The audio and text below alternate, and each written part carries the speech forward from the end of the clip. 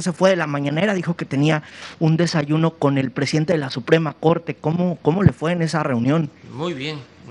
Oiga, y en ese desayuno platicaron de la rebelión que hay en el Tribunal Electoral del Poder Judicial de la Federación. Sí, platicamos de eso y de otros temas, pero el asunto del tribunal lo tienen que resolver los magistrados, porque es una institución autónoma, entre comillas, porque a todos los magistrados los nombraron los partidos. Que entonces ya no son tan autónomos. Sí, ¿no? pero en la formalidad, ya ven cómo se simulaba antes. La verdad es que dos partidos los pusieron y ellos deberían de salir ahora a explicar cómo propusieron a esas personas, a esos ciudadanos, con esta falta de integridad, de principios, que vuelvo a decir, deberían de renunciar todos y que ya no metan la mano los partidos, porque cuando se integró, hay que hacer un poco de historia, este tribunal, la mitad los propuso un partido y la otra mitad otro partido. Ya ven cómo eran los enjuagues antes. No hace falta que yo diga qué partidos, ¿verdad? Porque ustedes son mirones profesionales y seguramente ya lo están diciendo, ¿no? En los medios. O los analistas no están hablando de esto. No hay análisis, no hay reflexión sobre este tema, o están guardando silencio. Y nada más dando a conocer que hay un zapereco en el Tribunal Electoral. Ellos los nombraron y luego ellos mismos en el Congreso les ampliaron el periodo a todos. Esto que están ahora sosteniendo que es inconstitucional, la ampliación del periodo para el presidente de la Corte, pues ellos ya lo aplicaron precisamente con estos magistrados. En ese entonces, 4 de los ministros que hoy se oponen, ¿no?, a la ampliación del periodo del actual presidente, votaron a favor de que se les ampliara el periodo a estos magistrados. Entonces, de eso hablamos, pero no nos podemos meter, porque ellos tienen autonomía y aunque ellos no tengan la arrogancia de sentirse libres, nosotros sí tenemos que respetar las autonomías de los poderes. Nosotros sí tenemos que ser cuidadosos y no tenemos por qué meternos. También como era antes, pues a todos estos magistrados, a los ministros, diputados, senadores, a todos los subordinaban. Todos eran, como decía Emilio Azcárraga, el grande, el ya finado, soldados del presidente. Ahora ya es distinto, ya son soldados de los partidos, de los dirigentes de grupos y al final también empleados de la oligarquía, de los que se sentían dueños de México, si lo analizamos con profundidad.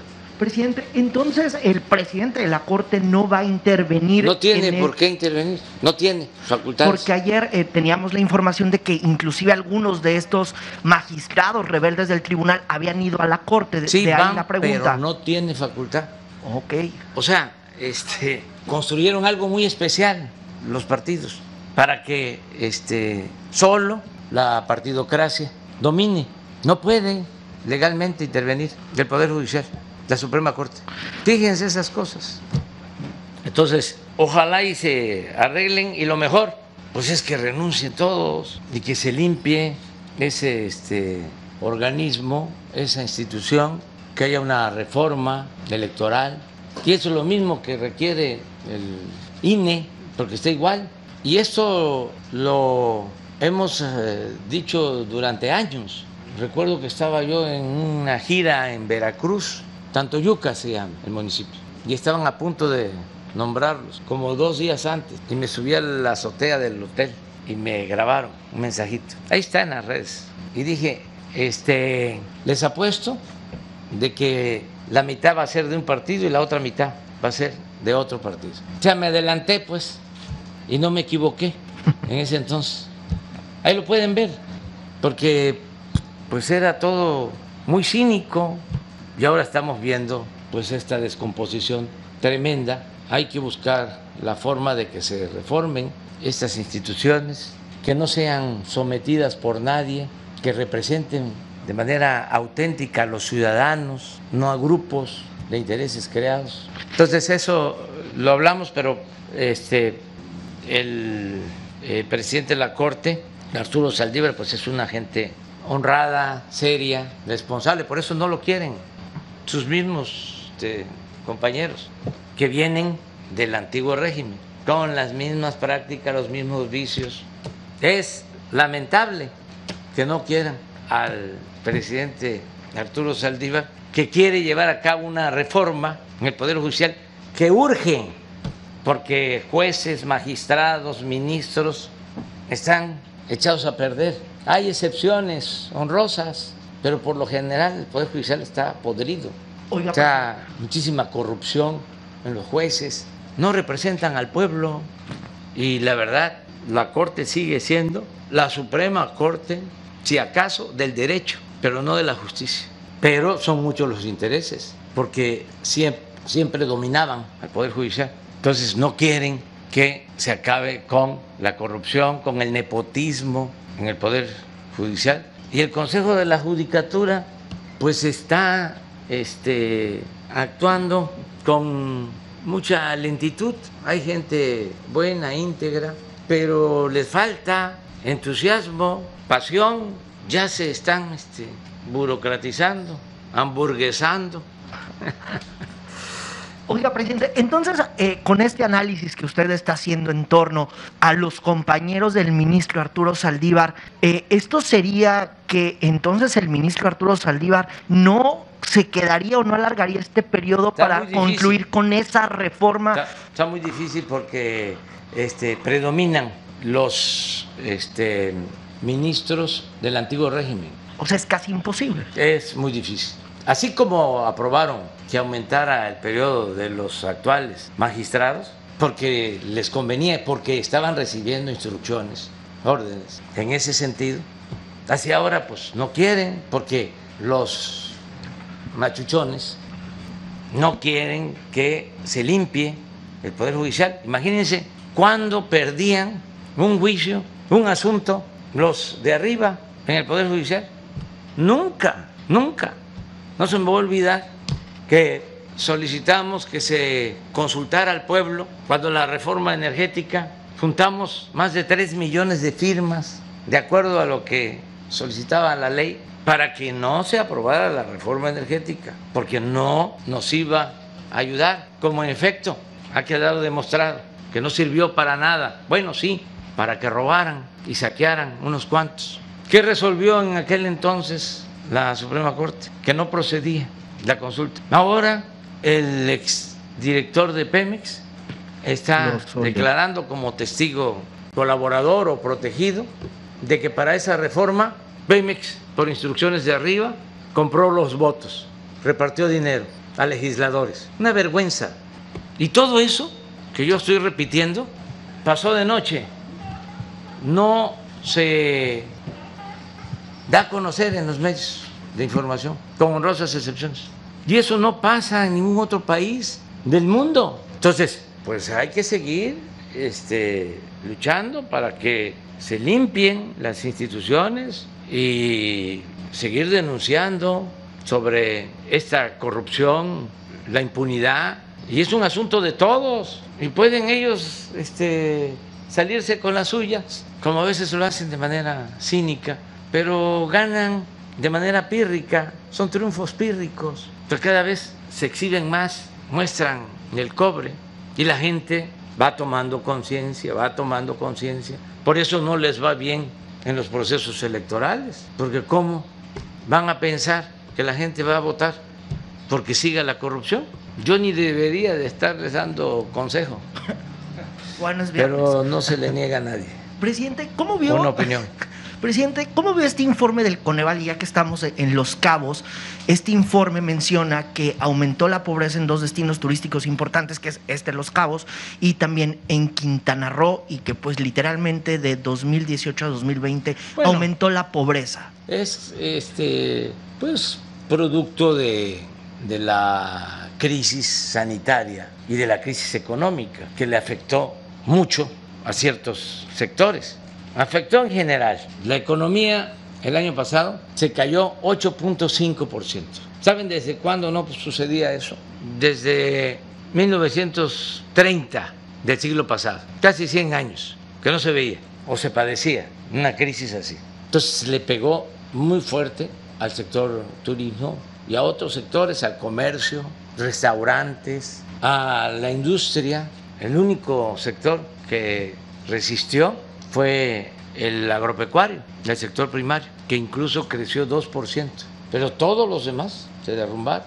Entonces, afortunadamente, ya estamos en recuperación, ya está recuperándose la aviación, el turismo, el comercio, la industria. Hay una recuperación extraordinaria, excepcional, al grado de que ya los pronósticos de crecimiento para este año van más allá del 6%. Hasta el mismo Fondo Monetario Internacional modificó sus pronósticos y creo que está proyectando 6.3 para este año. Entonces, vamos saliendo adelante y también debe de modificarse la forma de medición sobre bienestar, no depender todo lo relacionado con el bienestar solo con indicadores económicos. Yo tengo, por ejemplo, mi manera de medir. Ahora sí que tengo otro dato. Veo los datos macroeconómicos, ¿no? Hasta les podría presumir sobre resultados. Lo voy a decir porque les da mucho coraje a mis adversarios. Y es como ese diablillo de la red que me recomienda, sí. Diles que te vas a reelegir. Y así. Pero miren, en el tiempo que llevamos no se ha devaluado el peso. Y tenía mucho tiempo que esto no sucedía. Inclusive nuestra moneda se ha apreciado. No solo no ha caído o se ha depreciado. Con relación al dólar, desde que estamos, se ha apreciado nuestra moneda. Y esto ni en el sexenio pasado, ni en el antepasado, ni en los anteriores se registraba. Es un buen indicador. Y lo más importante de todo es de que ha aumentado el salario en términos reales. El salario mínimo no aumentaba en años. Al contrario, desde que inició la política neoliberal, se empezó a caer el poder adquisitivo del salario. Les comentaba yo en una ocasión que hace 30 años, cuando comenzaron a aplicar la política neoliberal, un salario mínimo alcanzaba para comprar 50 kilos de tortilla. Y cuando llegamos al gobierno, ya solo alcanzaba para 6 kilos de tortilla, un salario mínimo. Y hemos aumentado el salario en términos reales, el salario mínimo casi 50%. Como últimamente ha habido inflación, porque ha aumentado el precio del maíz y además porque abusaron con lo del incremento en el precio del gas, aumentó el precio de la tortilla. Pero aún así, de 6 kilos que tenía posibilidad la gente de comprar con un salario mínimo, ahora puede comprar 8, 2 kilos más. Entonces, esa es una forma de medir pobreza y de medir bienestar en la gente. Y tengo otras, una muy importante, lo que estamos destinando a los hogares de apoyo económico. ¿Cuándo se había destinado tanto para apoyar a los pobres? Nunca.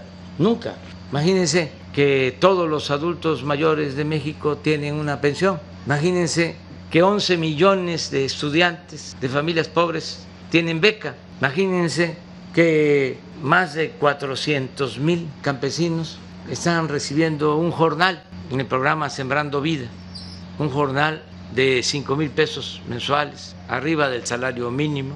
Ya casi son 2 millones de jóvenes que trabajan como aprendices en el programa Jóvenes Construyendo el Futuro.